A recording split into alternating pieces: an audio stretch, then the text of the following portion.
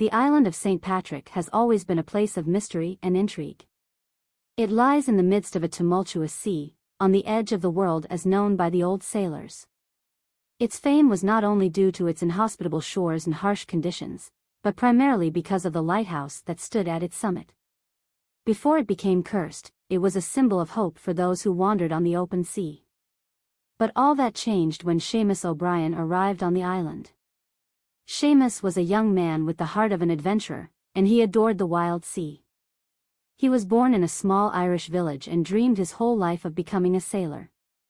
After years of sailing across the oceans, learning every trick that any old sea wolf had up his sleeve, Seamus secured a job as the lighthouse keeper on the lonely island of St. Patrick. It was an honorable position that allowed him to combine his love for the sea with his desire for solitude. In 1823, he arrived on the island for the first time. The lighthouse was new at the time, built on the orders of the British Crown to protect ships from the dangerous reefs surrounding it. Seamus felt that his life was just beginning. However, he had no idea that with each passing day on the island, his fate would become more entwined with the dark forces that lurked beneath the surface. The first weeks on the island passed quietly.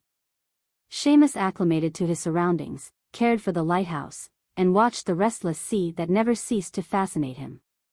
But one evening, during an especially fierce storm, something unexpected happened. As he lit the lighthouse, he noticed something strange. Besides the light shining from the top, another mysterious green light appeared beneath the surface of the sea. At first, he thought it was an optical illusion, perhaps a reflection of his own light. But when it continued night after night, he began to have doubts. He wanted to explore it further, but the storm kept him on the island. During the night, he heard strange sounds from the sea, like wailing or whispering. Was it a voice? And if so, whose? One night, after weeks of unease, he decided to take a small boat and venture out to sea. He wanted to discover the source of the light. Although his friends and fellow sailors had warned him against it, Seamus was too stubborn to give up. When he reached the spot where he had seen the green light, something captivated him. A massive underwater structure emerged from the sea, ancient as time itself, covered in seaweed and mysterious runes. At that moment, he felt something cold. A being emerged around his boat, one he had never seen before. It had a humanoid shape, but its skin was covered in scales, its eyes glowed with green light, and its voice, it was the same voice he had heard at night. "Seamus O'Brien," the creature hissed, "you have come as foretold." Seamus tried to turn the boat around, but the creature moved closer and continued, "You will be the one who maintains the balance. You are the guardian between worlds." Seamus asked in confusion what it meant, but the being only told him that his fate was now tied to this place. He would protect the world of men from what dwells beneath the surface, and for that, he would pay with his soul. With each passing day on the island, Seamus O'Brien realized that his role was not merely to light the lighthouse and guide ships safely around the reefs. His dreams became darker and more vivid, and what he saw in them was more real than anything in the waking world. Every night when he closed his eyes, he found himself in a strange world between reality and something unknown. It was a world of dark waters, cold as death, where ancient rites took place beneath the surface, the meaning of which remained unclear to him. However, one night, the dream changed. It was different from all the previous ones. This time, he was not merely a witness, he felt he was part of something he could not control. In the dream, he stood on the shore of the island, surrounded by wild waves.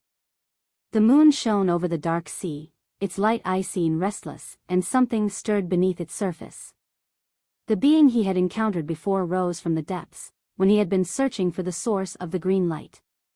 This time, however, it was not alone. The creature had human features, but its form was only a faint reflection of humanity. Its eyes glowed with an unnatural green light that did not belong to this world. Its body was covered in scales, glistening like silver fish skin, and long, wet hair cascaded down its shoulders like seaweed. Its hands were elongated, ending in claws sharp as razors, which gently fluttered in the water. When it spoke, its voice carried an echo, as if it emanated directly from the dark depths of the ocean. "You have come in time, Seamus O'Brien," it hissed, its eyes flashing with mysterious power. Today, your fate will be decided. This time, the being brought others with it. From the dark waters emerged a host of similar creatures, their skin darker, coarser, with sharper features. Some had horns, others serpentine tails, and all had eyes that shone just like its.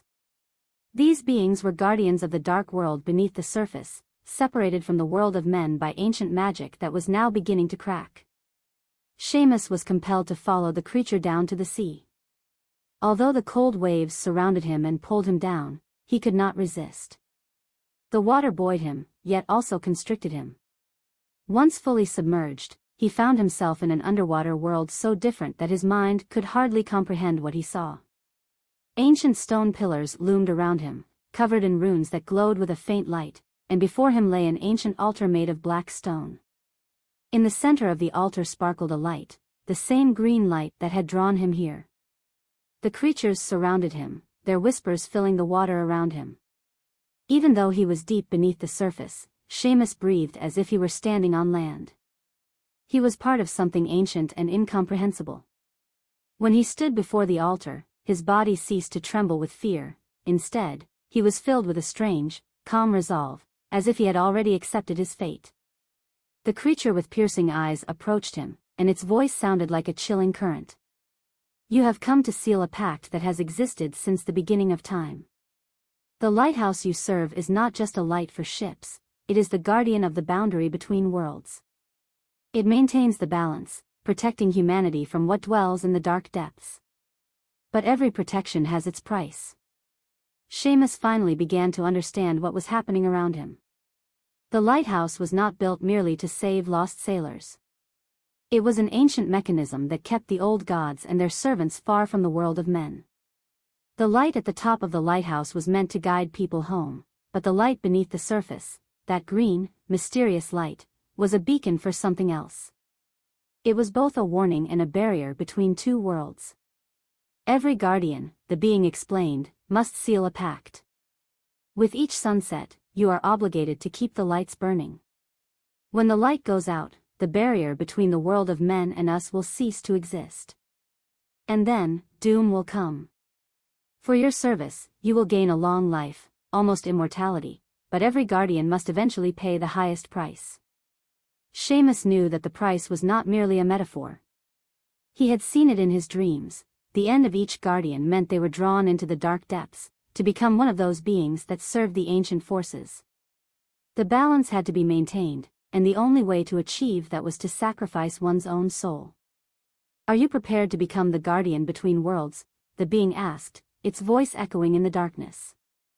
Seamus knew he had no choice. If he refused, the balance would be disrupted, and the world of men would fall victim to the ancient forces that were already awakening. He nodded, and the being led him to the altar. The water around them began to glow with green light, and the runes on the pillars around him shone brighter. The being extended its hand and touched his forehead.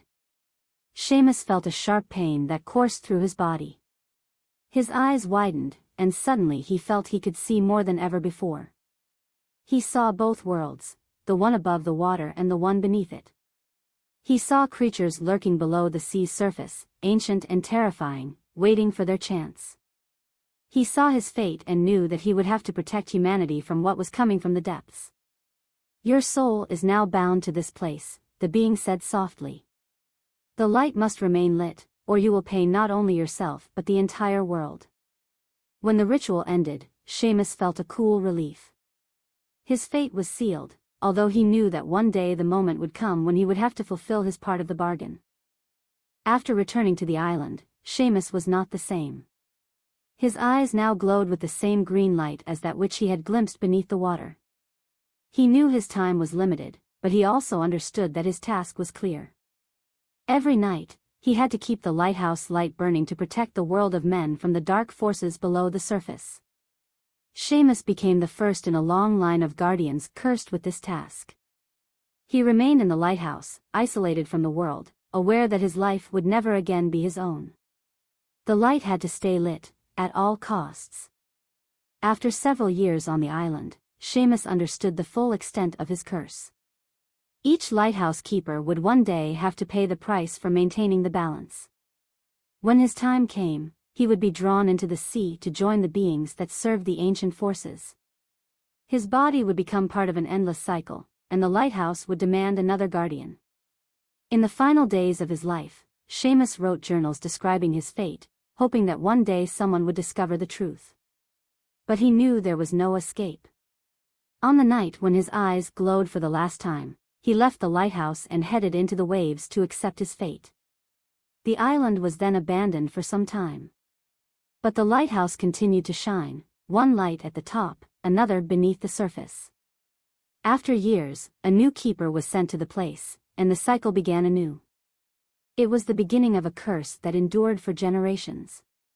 Everyone who came to the island felt the same dark allure. And so began the endless cycle of lighthouse keepers, lost between worlds, bound to the light that would never extinguish. Deep beneath the waves, Seamus O'Brien still waits, the first of those who paid the price to protect the world from the darkness of the seas.